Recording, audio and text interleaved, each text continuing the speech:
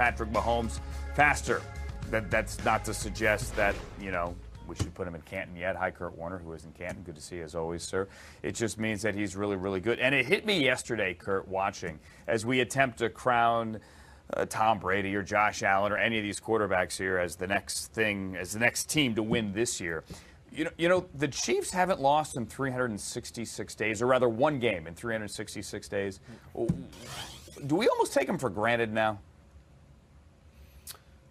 I mean, I think to a degree, Andrew, we take them for granted because we just know they're going to be there. And the big question becomes, okay, who's going to challenge the Chiefs? And so we're not really talking about them right now because we know that they're up there. They're one of the best teams in the league. And as we just showed there, arguably the best quarterback in the National Football League right now. And so I don't think it's so much taking them for granted. I think we're just looking around going, okay, who else is going to show up? Who else is going to be in the mix when it's all said and done? Because we know the Chiefs are going to be there. And, I think at times, too, when you watch them play, they haven't necessarily played great football yet. I mean, they're good enough. When you look at all the weapons, when you look at Patrick Mahomes, they can explode on you at any given moment. But from top to bottom, game in and game out, they haven't necessarily been dominating. Maybe another reason why, again, I don't want to say we're taking them for granted, but we're not talking about them as much. But bottom line is, when it's all said and done, somebody is going to have to beat this team and play good football to beat this team if they're going to make a run for a championship. Yep, and the only team to do that in the last calendar year has been John Gruden and the Raiders. We would love to see the Bucs and the Chiefs, at least some people would, in the Super Bowl. But after watching the Bucs on Sunday night, not sure about that. How does Tom Brady bounce back, Kurt? How do you make sense of his worst effort with 3 picks and no touchdowns in 9 years? We always talk about one snap and clear, that one game and clear. As a quarterback, you can't ever let one play lead into the next play, no matter how good or how bad. And it has to be the same from game to game. And great quarterbacks understand that you're going to have games like this where things just don't go your way, that what you prepared for during the week doesn't play out on Sunday or Sunday night like last week for Tom Brady. I don't question whether he's going to bounce back. I don't question, did they forget how to play? Is this what we're going to see the rest of the year? This was a bad game by the Bucs, a really good game by the Saints. It got away from them very early. They were trying to play makeup and trying to play catch up, and usually when that happens, it just continues to go south. And so Tom Brady wasn't a good game. Wasn't a good game across the board, not just for him, but their entire team. They will bounce back, and this team, I believe, after what we've seen up to this point in the season, this team will be a team you have to reckon with come playoff time. The question becomes, do the Saints have their number? I mean, Saints 2-0 now, Drew Brees 5-2 against Tom Brady, and so that will be an interesting shakeout at the end of the year. But the Bucs and Tom Brady are going to be just fine. Yep, the Bucs, by the way, get the Panthers this week, whereas the Dolphins get the Chargers. Kurt, what do you think of Tua now after 2 starts? This one a little bit better than the first. I like what I'm seeing. Now, he hasn't exploded. They haven't asked him to throw the ball all over the yard, but he's growing with this thing. First game against the Rams, obviously, didn't have to do a whole lot. Their defense was dominant, but he made some nice plays. He handled the pressure well, got the ball out of his hands, which is something we knew Miami wanted to do and something that Tua was good at. Now, against the Cardinals, he had to do a little bit more. He had to answer Kyler Murray and that Arizona offense that was scoring some points. He had to continually answer those questions, and some with his arm, some with his legs, not making mistakes. All things that we know about Tua. He's really good at getting the ball out of his hands. He's really accurate, and he's a gamer, right? When he shows up and he's got to make a play, we saw in that game he made the plays that he needed to make for them to win. Now, if we continue to see that kind of growth week in and week out, it is going to be fun to see where he finishes this season. But everybody has to be excited, not just in Miami, but around the league with what we've seen from Tua early in his career. Totally different topic here, Kurt. Matthew Stafford had to deal with it last week, and that is being on the COVID list, couldn't be around the team, didn't practice, and showed up on Sunday and played. He obviously got knocked out. He's okay now, thankfully. Ben Roethlisberger is going to have to do that this week. For veterans, how tough is that? Well, I can't say that I had to go through it, Andrew, so I don't really know how tough that is. But we are all creatures of habit. We like things certain ways. We like to see things on the practice field. We like to prepare. We like to have our meetings a certain way and get a feel for what we're going to do on Sundays. Now, veteran guys, they've got their routine. They can prepare. They can get ready. They've made all these throws a million times. So it's not like they can't show up and play. But this is new for everybody. And so you're trying to figure out your routine in the middle of a week. It's not like you've been preparing for this for 9 weeks to go, okay, I got this down. It's in the middle of the season. All these games are big, and now you're having to figure it out and make sure that you stay into rhythm and you're locked in with the things that are going on. Matthew Stafford last week, I heard he was running meetings via Zoom and via a big screen. And so those things are kind of cool. We've advanced from a technology standpoint, so maybe that helps.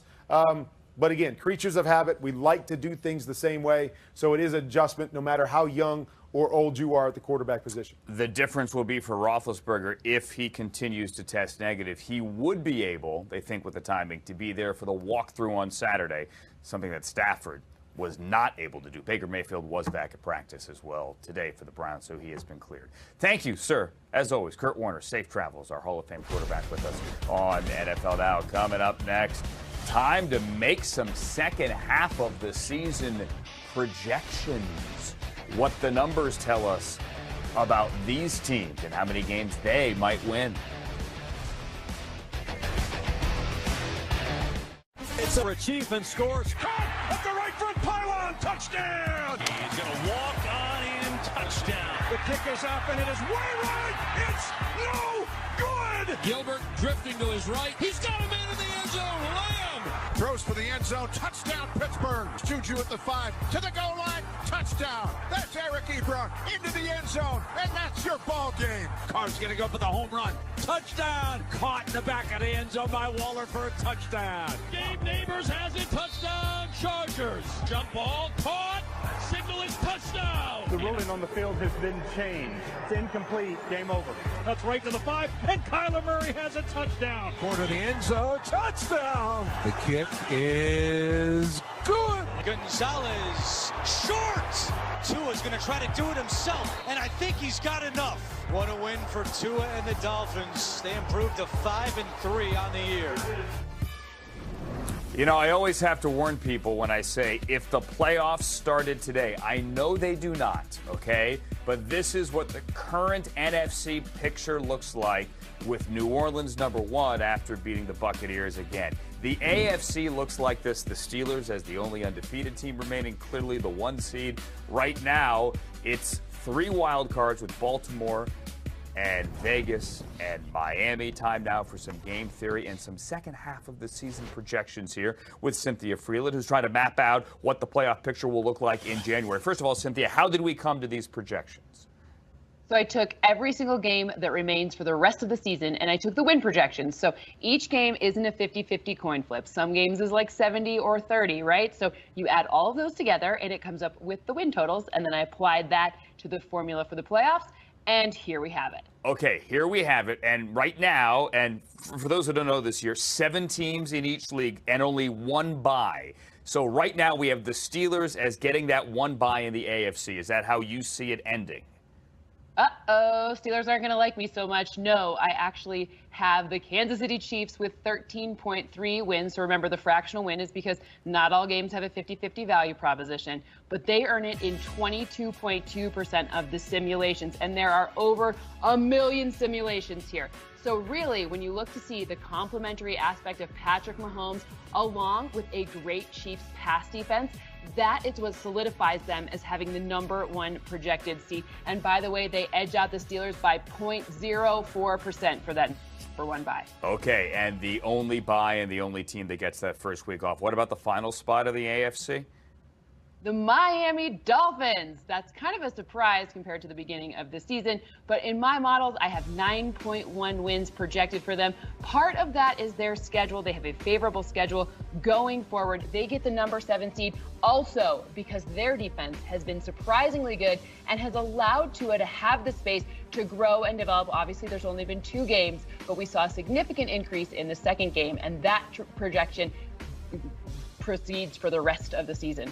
Okay, easy for me to say. Yeah, well, I mean, easy for me to understand too. We all got it here. So on the top of the NFC standings here, we have a log jam at 6-2. Right now, the Saints are number 1. Do you have them sticking at number 1? I don't. The Packers have a more favorable schedule, so they get 11.6 wins. That is a significant difference because you want that number 1 seed for the bye.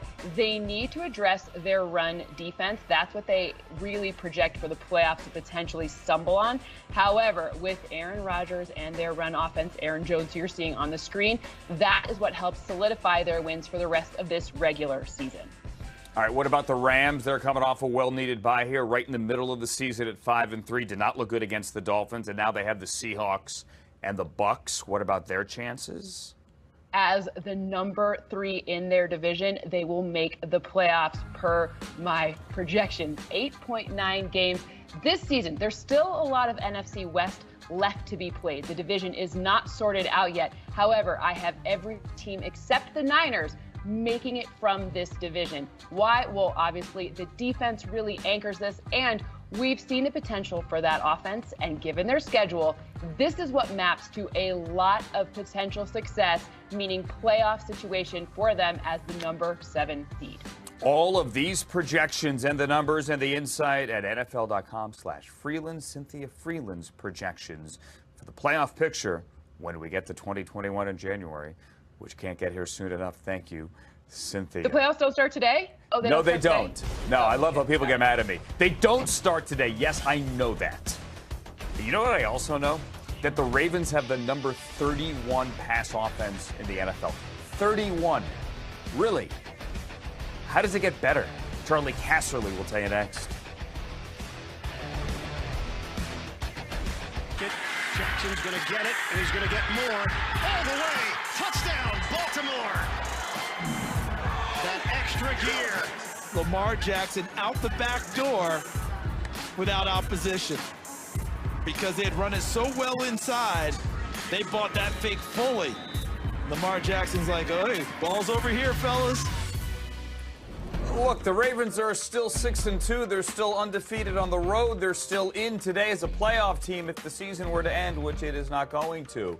And these numbers on the right for Lamar Jackson are still pretty good. But things are different. Hi there, Charlie Casserly. The Ravens have the number 31 pass offense in the NFL. What do you see as the difference here between last year and this? Yeah, I tell you, first of all, teams have had a chance now to study the game, study the option game, their offense, practice. One team I talked to spent 15 minutes in every practice defending the Ravens, who they were going to play this year. So let's roll the tape. They're defending the option and taking away the run from Lamar Jackson better. Pittsburgh sends 90. What? Right at him. He's got the quarterback. Hey, he's got to hand off the ball, so we're taking him out of the game, and we'll defend everybody else. Now, here's an example. He likes to throw inside the hashes, so people are playing more zone defense and jamming inside there. Pittsburgh gets an interception to take away the tight end inside. So, again, people have read the offense. They're defending it better, defending him better. But you still can't defend this one now, right? He does a good job reading it, gets outside the pocket. Do not let him outside the pocket. He's dangerous as a runner and passer. He's still the fastest guy on the field. The thing he couldn't do as well last year is throw outside the hashes. People are forcing him to do that.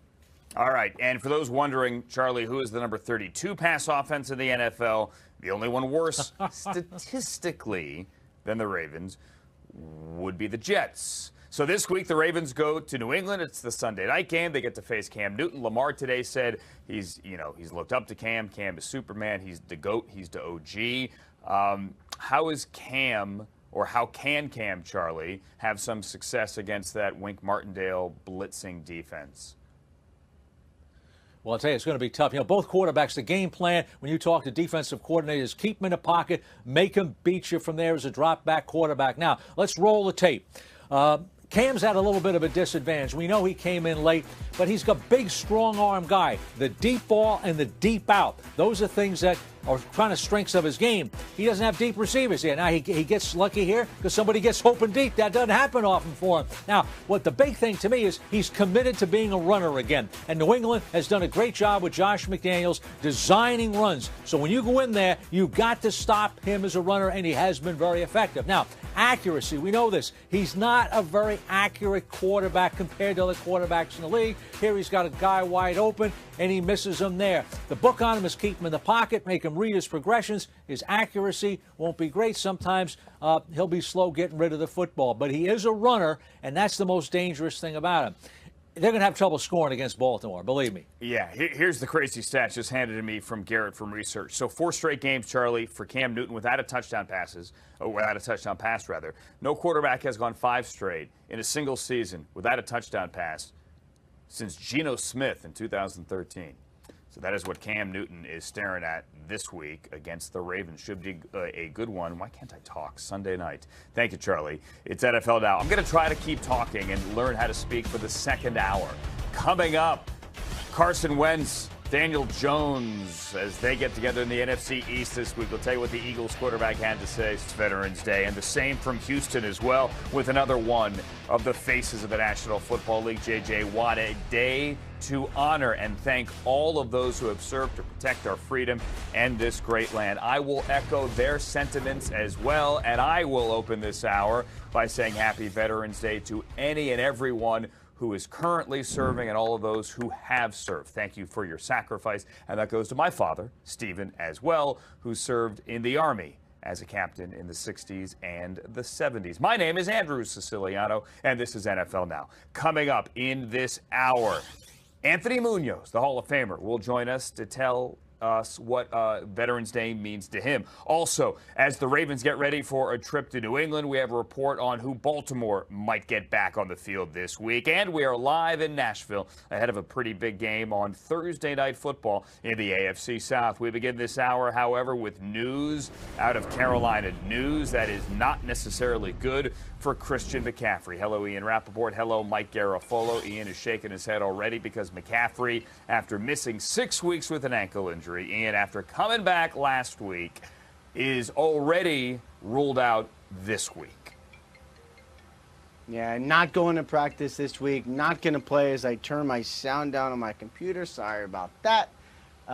Yes, Christian McCaffrey not going to play. And this goes back, Andrew, to the shoulder injury that he actually had late in last week's game. You could see him hit the turf right there, was grimacing on the sideline, just not in a good place. He actually came back in to the game, played one play, somehow was in considerable pain later that night and then the next morning. He is actually seeking a second opinion right now on that shoulder just to see where he is. And the real question for the Carolina Panthers, it's not, is McCaffrey going to play this week? He's not. It's, is he going to play again this season? And when? Some real concerns here that McCaffrey and the Panthers have to figure out. Who forgets to turn the sound off on their laptop? Oh, wait, I did that hour one, so we've both done it. Oh, we're doing good. McCaffrey, yes. The big thing with the Panthers and McCaffrey when he had the high ankle sprain was get him as close to 100% as possible, despite the fact that they were in a position where they were winning games without him, and all of a sudden, surprise, they were in the middle of a potential playoff race here. Now starting to tail off a bit in large part because the schedule is entering the tough portion of the program for them. So I would imagine they take a similar approach, regardless of how things look, making sure that McCaffrey's not there at anything less than somewhere around 100% because they're building for the future there in Carolina. That's number one. Number two, I know you could look at those games when he was out and say, well, this team did a good job of winning without him. They could do it again. And yes, they did. However, having him on the field certainly makes this team better. Let's not mistake that, despite what Mike Davis has done. And the Panthers' plans to actually use Davis and McCaffrey on the field at the same time, which they did before he got hurt the first time, didn't really get a chance to fully roll that out once again because it looks like it's going to be one and done before McCaffrey's on the shelf for an extended period of time here. Which is why they activated Reggie Bonifant, brought him back from the practice squad, and he is expected to be in uniform there with Mike Davis as they host the Buccaneers coming up on Sunday. The Bengals are getting ready for the Steelers, who have their COVID-19 issues. Mike and Ben Roethlisberger, who they hope to get back on Saturday, some other guys. Now the Bengals have some issues of their own. They told the DBs to stay home today. That's right. One of their practice squad players, a cornerback, was tested positive for COVID-19. And so for a couple of hours as they ran the contact tracing, they told their DBs, just hang out, stay home, let's figure this out. And at one point, it looked like they were all going to be allowed back into the building. And then they said, you know what, just to be safe, abundance of caution, say it with me, even though I already said it. They kept those guys out of the building. So a handful of guys, I was told 4 more, not in the building, but not high-risk close contacts as of right now. Remember, high-risk close contact means you land on the COVID-19 list and you're down for at least 5 days. Not going to be the case here, but 1 day of practice lost for a handful of Bengals cornerbacks here, or defensive backs, excuse me, at a time where the Steelers, the team that they're playing on Sunday, is without the player, Ben Roethlisberger, that we expect to be throwing the passes into the Bengals secondary. So for at least 1 day, the playing field sort of leveled here. All right, kind of. Yeah, it seems somewhat fair. And, you know, there's also some other concerns, I think, for the Cincinnati Bengals. But maybe a small glimmer of hope here. Joe Mixon, their star running back, missed the last couple games with a foot sprain. He actually was back practicing today. Didn't participate in team drills, but he did participate in a little bit of individual work. Not a big step, but a small step for Joe Mixon. And, you know, usually if you are very, very, very limited on Wednesday, doesn't bode well for you playing on Sunday. But at least he was out there. That is a step forward. Figure Mixon has a shot to play on Sunday. Okay, that would be a very good thing. Speaking of running backs and injuries, Mike, we have not seen Bryce Love, the former Stanford running back, on a football field since December of 2018. Is he getting closer? Well, we'll see him on a practice field as the Washington football team has activated the 21-day window for Love to practice before he's either activated off injured reserve or kept on there for the remainder of the season. And a lot of times you've seen it this year as the 3-week injured reserve system has been in place because in part of COVID this year, that players get activated off of that list, or their practice window gets open, and then they are added to the active roster the coming weekend. Not expecting that to be the case for Bryce Love. He's got to prove that he's getting himself back here, and he's got a chance to be the player that they thought that he was going to be, or had a chance to be a lot of folks before he got injured. It's going to be deep into that window before we hear anything either way, I am told. And still a chance that we may not see him on the field this year or perhaps beyond, Andrew. Yeah, truly rooting for Bryce Love, Heisman caliber running back while at Stanford. The Redskins hope they can eventually get him back on the field, and we certainly hope for Bryce that he could find some of that magic that he had in Palo Alto. Thank you, Mike, and thank you, Ian. Let's continue to look at some of the other games coming up this week on NFL Now, like round 2 between the Eagles and the Giants. Philadelphia has won 2 games in a row, a winning streak that started with that primetime victory on October 22nd against Joe Judge's team. I'd say in relation to the last game, to us, it's really irrelevant, the result of anything that happened last game. All that matters is we learn from our experiences on the field and that we play a better game and a complete game as a team. But this is a different team. This is an improved team. They got a lot of their guys back off of injury. They're an explosive offense. It's one of the top defenses in the league. And obviously, Dave Fipp does a tremendous job on special teams. So we have a lot of respect for this opponent. We got to have a good week of preparation. And we got to go make sure we execute on the field on Sunday for 60 minutes. As for the Eagles, they are coming off a much-needed bye. And once again, it's back to the quarterback conversation here. Did you hear what Brett Favre said? He said that his former teammate Doug Peterson should have kept Nick Foles and gotten rid of Carson Wentz. No, Carson's our guy. Carson's our draft pick. Carson's the guy that is going to carry us and lead this football team. And listen, everybody's entitled to their own opinion. Those aren't my words. Those aren't Howie's words, Jeffrey's words. Those are his words. I mean, I respect that opinion. Whatever he wants to say, that's fine. And we're going to remain friends. It doesn't bother me one way or the other. All I know is that Carson Wentz is our guy. And it's my job to get Carson Wentz to play better, to do better, to help this football team win, as it is to get everybody else to play better. And so, you know, again, I respect his opinion and his words. Those aren't mine. Please don't put words in my mouth or we're going to have a problem. And Carson's our guy. Bottom line, end of story. Hi, Kim Jones. And we're back to this again.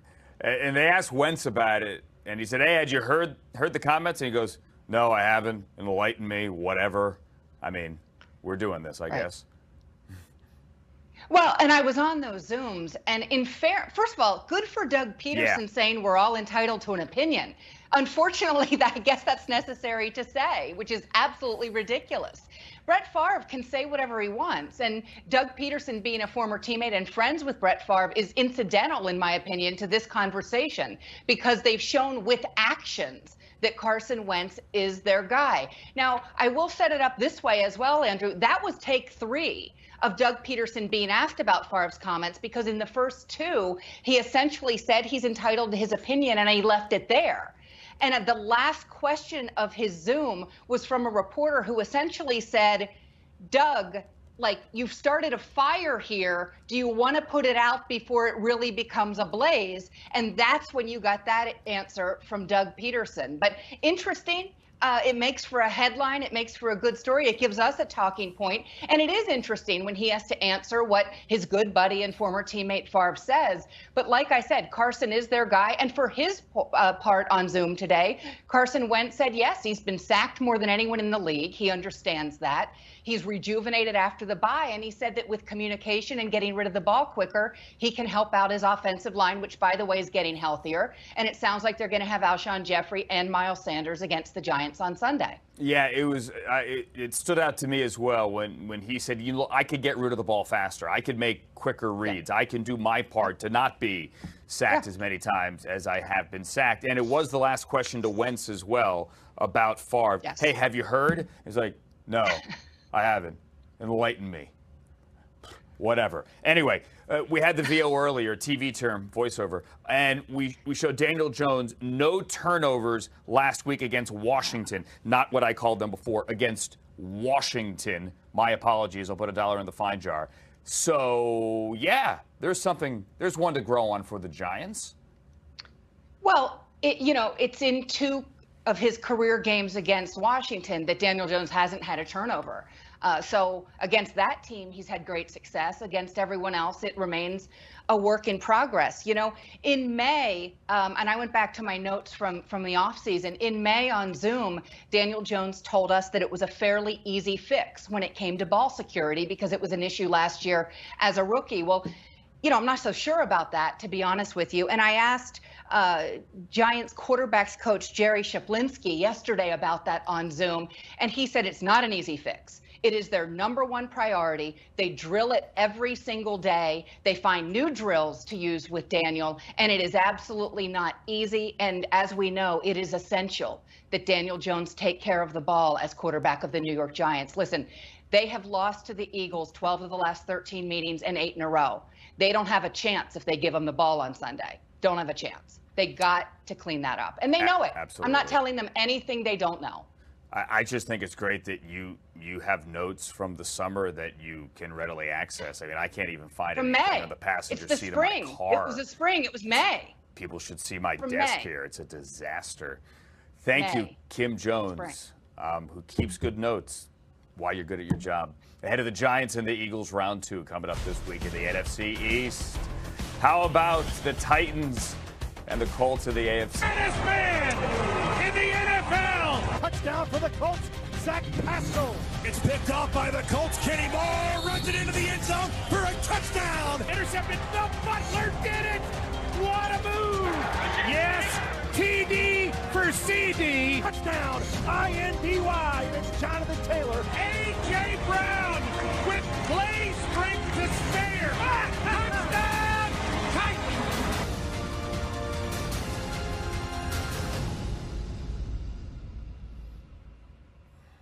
I think it is great that we are opening up Week 10 with this one. The Tennessee Titans, who had lost 2 in a row, came home last week and they beat the Bears. This is huge. They are 1 in the AFC South. The Colts are 2 in the AFC South, and they're going to play twice now in 3 weeks.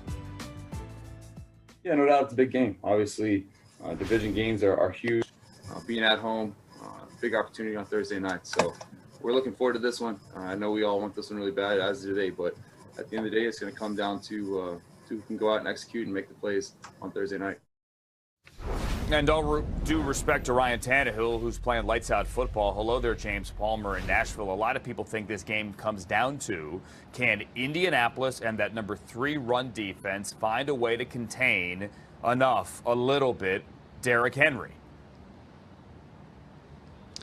This is going to be strength versus strength, Andrew, right? And you look at what Derrick Henry's done in his 4 games against top 5 rushing defenses in his career, 48.8 yards per game against that group. Again, just a small sample size, but some teams who have had good defenses have done well against Derrick Henry running the football. Now, it's interesting. Darius Leonard, the star linebacker for the Colts, said this week, it might sound crazy, but I'd rather have Derrick Henry running between the tackles than outside the tackles. He said between the tackles, he's still powerful, just not as powerful. Outside, he can use that stiff arm. He can run around you. He can run over you. He can do a lot of different ways to beat you. Now, what Mike Vrabel says makes this defense so good, and he knows something about playing good defense, is that they are great tacklers, but on top of that, their tacklers move so well. They're so fast across the field, and I think that part in particular is a big aspect of this, Andrew, as nobody has more yards after contact in the NFL running the football than Derrick Henry. The Colts are number 3 in allowing the fewest yards after contact. So I believe wrapping up and tackling is a big aspect for this Colts defense and slowing down Derrick Henry, which, again, this is strength versus strength. It's going to be a really big aspect to watch. In this game, nobody is ignoring it. And a lot of times on the outside, as well as Josh Norman can attest, you're trying to make solo tackles, and that stiff arm is deadly. when it's between the tackles, obviously, it's sometimes a team effort here. A lot of run action as well. The Titans love to use that. Darius Leonard, Anthony Walker, though, have been pretty good against that. That's also kind of strength versus strength. Andrew, I've lost you. I'm just going to throw myself right into talking about this play-action game, because we talked about this beforehand, and I knew you were going to ask me about it. So I'll talk about the Titans play-action game and what they do and how the Colts are so good at defending it. Not only do they go downfield when they use their play-action game, maybe more than almost anybody in the NFL. The Colts, on the other hand, are so good at their linebacker spot to where that they have such good eye discipline. I mentioned Leonard, and then there's Anthony Walker, and they told me this week that their preparation and how they go about preparing for play action is a big aspect of why they are so good against it. So I don't want to give you any of my secrets. I don't want to tell you how we go about it, but how things are given to us, how they're broken down, and how they're categorized when we look at the film. We are very prepared for play action, and that is the other strength that these two teams have against each other. The Colts are one of the best in every single statistical category, Andrew, in going against the play-action pass, and we know that is the bread and butter off of this run game for this Tennessee Titans team. Such a pro. Can't hear me, but I'll applaud for James Palmer. Tip of the cap to you. Thank you. Might not have monitor either. James Palmer live there in Nashville. I mean, I could have said something bad about him. He wouldn't have even known. But we're not going to do that. Charlie Casserly, can you hear me, sir? I can hear you. That's right. Can you hear me? I got you, Charlie. Good. Small victories here. Let's do keys to the game for Thursday night. I was yelling. I'll make sure you heard me. I know. I mean, often is the case. Give me your Titans keys, please, first. All right, I'll tell you what, we talked about Indy's pass defense being very good. I'm going to give you a couple ways to exploit it. But first of all, you got to block. DeForest Buckner at tackle. Justin Houston is a pass rushing defensive end. Let's roll the tape. So if we can protect, here's a couple areas where you can hit. Zone defense. They play a lot of zone defense. And this is a play that consistently has gained some yardage against the zone defense. The safeties are going to drop deep. The linebackers hang. There's an open area in there. You have to be patient against the zone. Don't force it. Take what is there. Now, if you catch him in man coverage, Rock Yasim, that's where we're going to go after. He's going to be the left corner here. Now, I don't know if it's instincts or wandering eyes or lack of discipline, but on this play right here, he's going to look inside. The receiver comes in, but the safety's coming down to cover him. He hesitates, and he gets beaten deep. I've seen this guy get sucked in by play action. I would double move him. I'd combo routes like we saw there, and I'd play action. He's the guy I'd go after in man coverage. Now, we're talking about Defensively, what are we going to do here? We want to win on first down, win the running game, and then get him to third down to pressure Rivers. Here's Costanzo at left tackle. He gets driven right back into the backfield. Taylor has nowhere to go. By the way, Taylor fumbles the ball, so let's go to strip him if he's in the game. So win on first down in the running game. Get him to third down. Now, Mark Lewinsky, right guard. He's blocking 1. Braden Smith, right tackle. He's blocking 2. Wins on quickness, 2 wins on speed. You beat Lewinsky with quickness inside. You beat Braden Smith with speed outside. Why is that important? Because Rivers, as you saw right there, he's not going to take a sack. That ball's coming out. We can pressure him into making a bad throw. He has that history. We can't let him sit back there. He'll pick us apart. Yep, he has that history, and he also has the history of trying to tackle Chuck Clark jumping over him last week as well, which I'm still laughing about. All right, how about keys to the game, Charlie, on the Colts side of things tomorrow? Well, I'll tell you what, the Titans' defense has struggled where it's the run of the pass. So let me give you 2 things you can attack on them. So let's roll the tape. Let's talk about running the football first. We want to run the ball at the inside linebackers. They do not shed blocks well. We get a tight end here, and we get an offensive lineman on them. They don't shed one-on-one blocks, so we have to get to them. We can run the ball inside. I've seen this many times. I've previewed them before. I'm going after this one again. Run the ball inside the tackles. Get at the inside linebackers. Now, throwing the ball. They brought over Desmond King from the Chargers. Guess what? The Bears read the scouting report. Long speed. He's a good cornerback in a short area zone. Right now, Anthony Miller, he runs right by him here, so if he's in man coverage, we want to attack him with speed deep. You can also beat him with quick, shifty moves in an area. Now, defensively, it's simple. We've got to stop Derrick Henry. You want to get him turned to the sideline or stop in the hole. Great gap discipline here. 1, 2, and 3, we're all in our gaps. He does try to get outside, and Leonard is right. We don't want this guy to get outside because that's where he makes his big plays. Great gap discipline here. Now let's turn around and let's talk about not great gap discipline here. Got the defensive tackle 70, the linebacker 57. Number 1, they don't get off their blocks. Number 2, they're in the wrong gaps and open up a big hole. So we got to have gap discipline to stop them. We talked about the play action pass. They love to take the deep shot play action. Derrick Henry, he's not having the year he had before. Why? The offensive line isn't as good. Lawand is out. Conklin's over in Cleveland. So you got 2 backup tackles, in a sense, playing in there. And other than that, they weren't playing as good anyway. So there's your game plan to beat the Tennessee Titans. All right. Derrick Henry, though, still very much a force to be reckoned with. Thank you, Charlie Casserly, with keys to the game. I mentioned the Chuck Clark play. I mean, I kid because I don't care, as somebody once said. This is Chuck Clark running it back and then jumping over Phillip Rivers, who will be a guest of one Michael Irvin coming up tomorrow on NFL Game Day Kickoff. I want to show you the film. I want you to take me through the play here. I don't even know if I need to see it again, Mike. Wait, Chuck Clark. Chuck Clark hurdles and still going. What's going through your mind here? It's going to make it a harder sell for me to tell you. I mean, I was a really good free safety in high school, but lost my footing and slipped. They're running the other way with it. That's Frank Clark. Hurdles Phillip Rivers. He had the nerve to jump over me, Mike, and then I didn't know what to do. It was not the best display of athleticism at all, but I can tell you 20 years ago I'd have made that play.